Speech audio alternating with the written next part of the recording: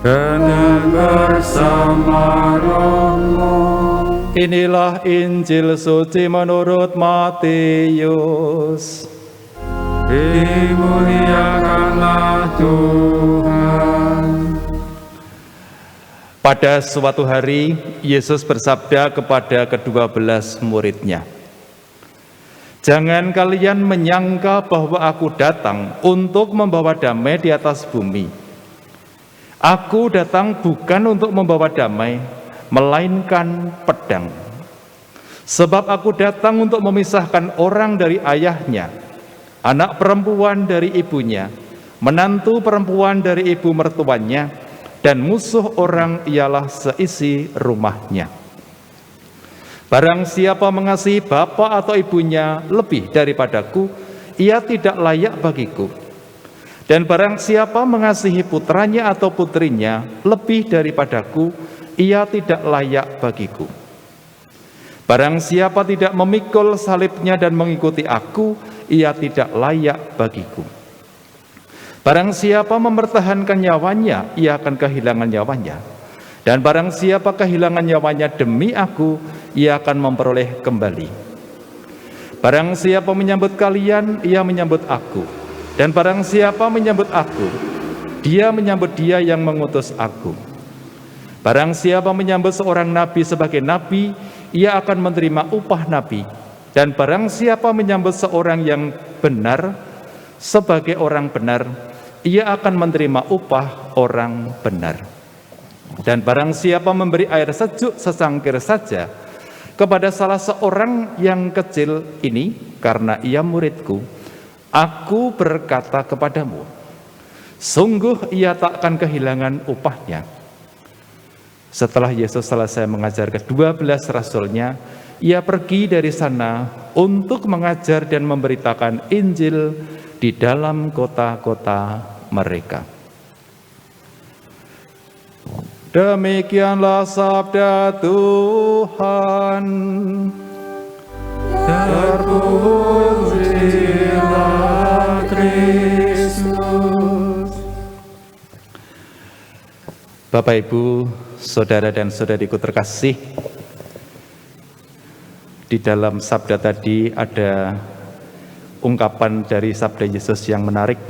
Aku datang bukan untuk membawa damai, melainkan pedang. Sabda ini spontan ataupun kita rasa-rasakan mengusik ketentraman hati kita, mengganggu kenyamanan perasaan kita. Apakah memang Tuhan tidak menghendaki damai? Tidak menghendaki kehidupan manusia itu tentram? Kok malah membawa pedang? Itulah pertanyaan yang kadangkala mungkin sampai sekarang pun masih kita rasakan sebagai gangguan di dalam kedamaian hati kita. Dan pertanyaan ini muncul karena pedang kita identikan dengan perseteruan, konflik, tidak ada persatuan dan seterusnya. Dan kesan itu dipertegas oleh sabda Yesus dalam Injil tadi. Ada pemisahan antara anak orang tua, antara menantu dan mertua. Bahkan disebutkan musuh orang ialah seisi rumahnya. Pedang adalah sesuatu yang membawa pemisahan. Itu suatu kenyataan yang kita alami dan kita akui dalam kehidupan ini. Dengan dipisahkan, maka sebetulnya tidak sekedar berhenti pada pisahnya, tetapi setelah itu harus dipilih mana yang akan diambil dan mana yang tidak. Itulah fungsi dan peran pedang, memisahkan. Ketika sudah terpotong, maka harus diambil pilihan. Ini saya ambil dan itu tidak. Dan pemisahan inilah yang merupakan realitas di dalam kehidupan rohani kita.